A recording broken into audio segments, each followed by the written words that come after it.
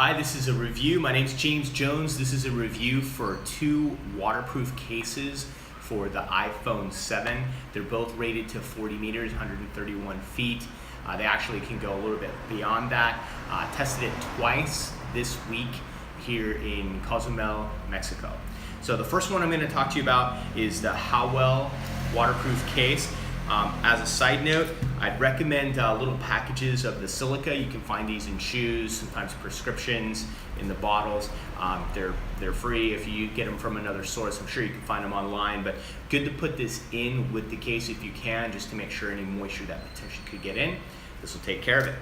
So Howell case, it's less money, it's about 70 bucks. I found it on Amazon. Doing this review because I couldn't really find a whole lot of information about either case online, nor on their websites. So I just want to tell you firsthand my experience. So solid case, I took it to 133 feet, a little bit beyond 40 meters, worked fine.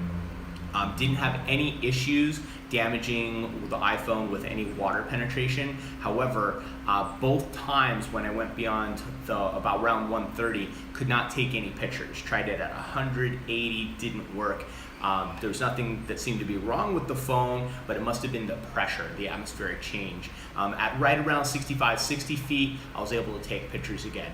Realistically, for most dives, you're going to see most of the interesting things between 60 and 70 feet, so that may not matter to you. It's definitely at a much lower price point. Feels a little bit lighter, doesn't feel as well constructed. Also, just the way it closes, a little bit more cumbersome. Has a snap that snaps into place. Pretty solid once it's snapped, but definitely make sure you have some strong fingers to put it in there. But solid case for the price. I think it's a pretty good value, but it may not do everything that you need it to do. The other thing is I could not find a red filter for this particular phone, the Howell. You'd have to just buy one for another camera and hold it in front of it.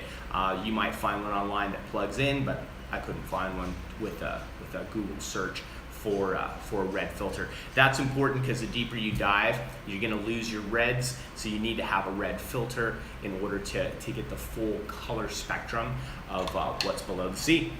The other one is the WaterShot.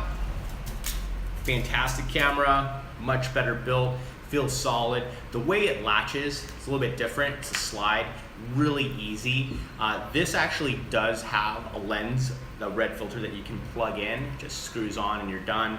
Just happen to have just a separate one on this one from another camera, but you can get one that'll fit right on top of it. This did go to 130 feet plus, no problem. Didn't have any issues taking pictures at that depth. It is closer to the $200 price mark, so that would be the difference between the two. Anyways, both cameras work fine. I think for light diving, probably the Howell would be fine. But if you're gonna go beyond 60, 65 feet, probably upgrade and get the WaterShot.